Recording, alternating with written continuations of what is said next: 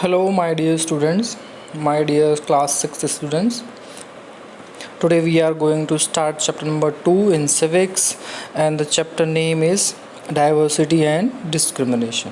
Okay, so first of all, you have to learn these two words. What is the meaning of these words? First is diversity, and second is discrimination.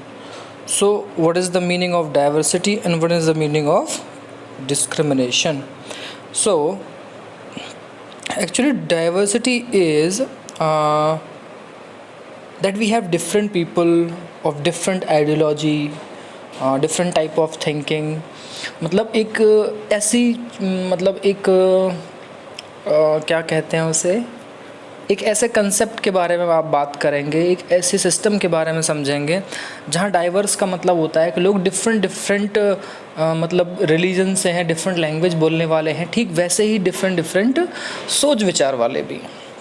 तो diverse का मतलब वैसे हिंदी में जो होता है ना बेटा, वो विषमता होता है, यानी कोई चीज़ जो समान ना हो, अलग अलग हो, तो ठीक। और उसके बाद होता है डिस्क्रिमिनेशन। आप कई बार सुनते होंगे लोगों के साथ भेदभाव होता है ना, डिफरेंस क्रिएट किया जाता है, तो उस भेदभाव को बेटा हम डिस्क्रिमिनेट बोलते हैं। अगर आप थोड़ा सा हिंदी में समझना चाहें, discriminate means to avoid someone और टू ह्यूमिलेट समवन, किसी को इस तरह से करना कि उसको बेइज्जती हो, उसको गलत तरीके से इंट्रोड्यूस करना, वो सारी, क्योंकि हमारे यहाँ भेदभाव होता है, कंट्री में आज भी होता है।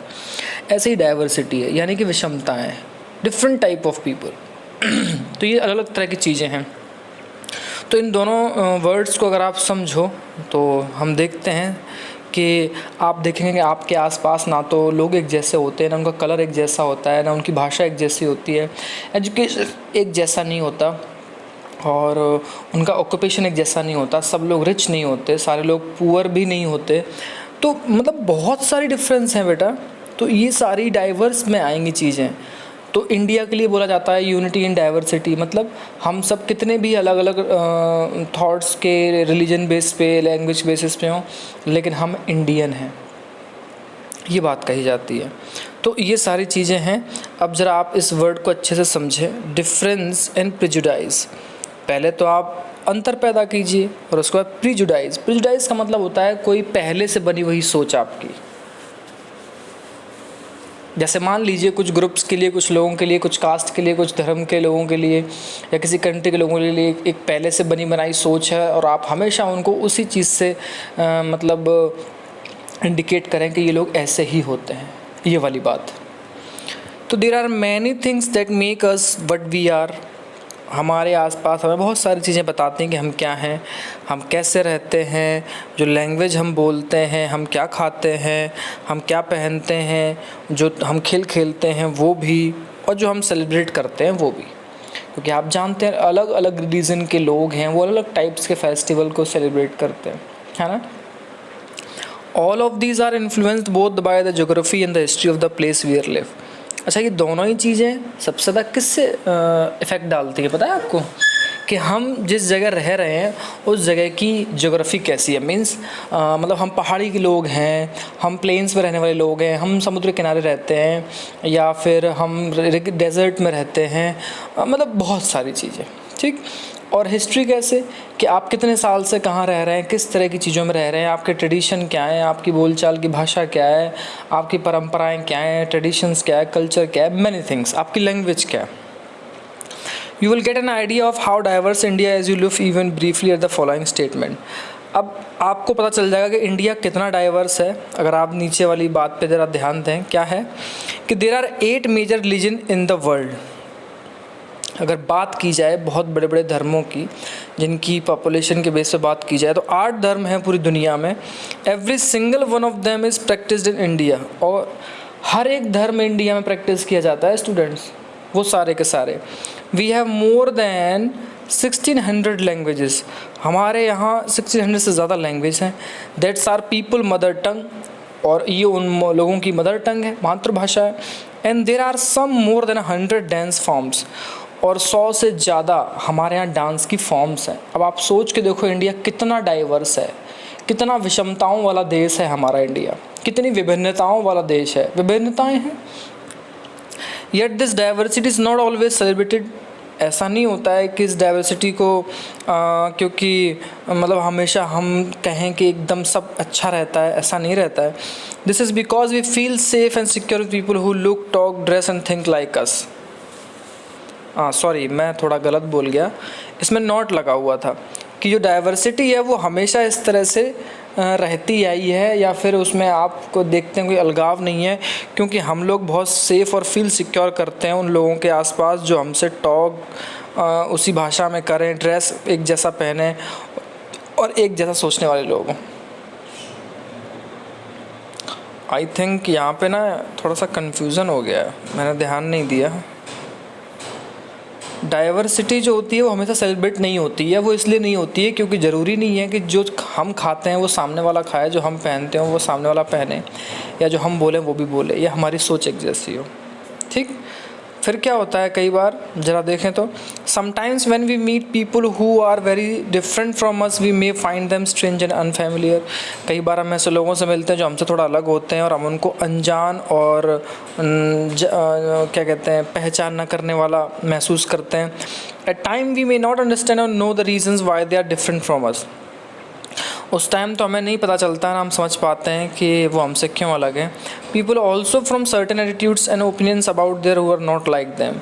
होता क्या है, अगर आपको लगता है किसी का एटीट्यूड कुछ अलग है, किसी की ओपिनियन अलग है, तो आप ऐसे लोगों को लाइक नहीं करते। ये तो आप भी जानते हैं, आप छोटे बच्चे हैं, आपकी क्लास में आपको लगता है कोई आपकी बात नहीं मानता है, आप जैसी सोच नहीं रखता है, या फिर आप कोई कहने पे उसने कुछ और जवाब दिया तो आपको लगता है कि नहीं ये मेरा दोस्त नहीं बन सकता है, जबकि ऐसी बात नहीं होती है। ठीक है, अलग अलग थिंकिंग वाले भी फ्रेंड्स हो सकते हैं। अब देखिए प्रेजुडाइज वर्ड का मतलब क्या हो गया, वो सारी चीज़ें देखें आप, और बहुत सारी बातें हैं। ये वर्ड बहुत अच्छा है, पहले से जो बनी हुई सीख है। आप किसी को जज कर लें लेकिन निगेटिवली, अरे ये लोग तो ऐसे ही होते हैं, अरे ये लोग तो बंदूक चलाने वाले होते हैं, अरे ये तो बहुत गंदे लोग हैं, ऐसी वाली सोच जो अपनी सोसाइटी में सुनते हैं, पहले से बनी बनाई सोच। क्या सारे लोग ऐसे होते हैं? नहीं होते हैं ना, वही।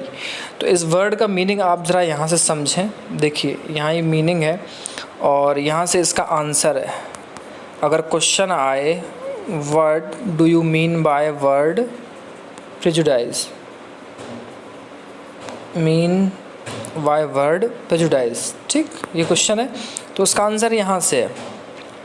प्रेजुडाइज मीन्स टू जज अदर पीपल नेगेटिवली। प्रेजुडाइज का मतलब होता है कि आप दूसरे लोगों को बारे में जो राय बना रहे हैं या आप उनको जज कर रहे हैं वो बहुत गलत तरीके से है, नेगेटिवली है।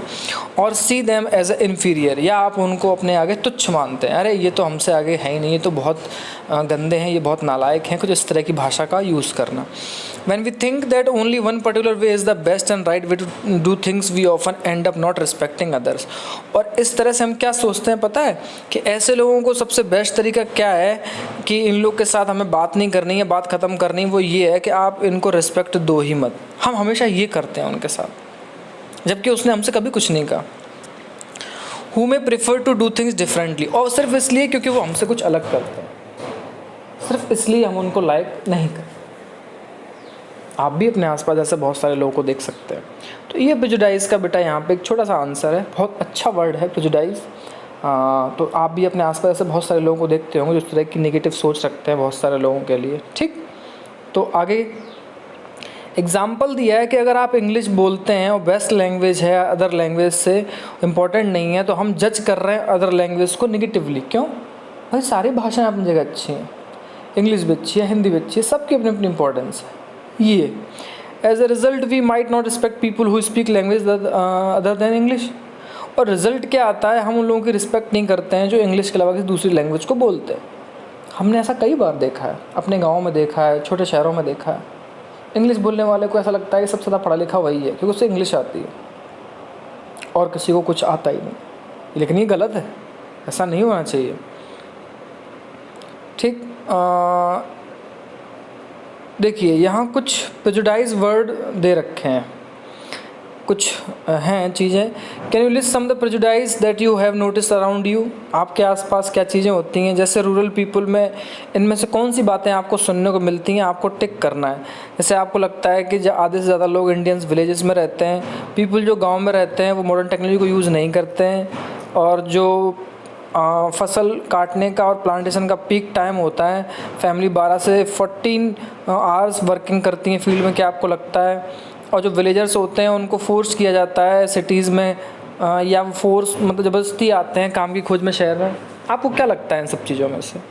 और शहर के लोगों पे आपकी क्या सोच है? लाइफ इजी है शहर में, लोग यहाँ बहुत लेज़ी होते हैं और बिल्कुल भी मेहनत नहीं करते हैं।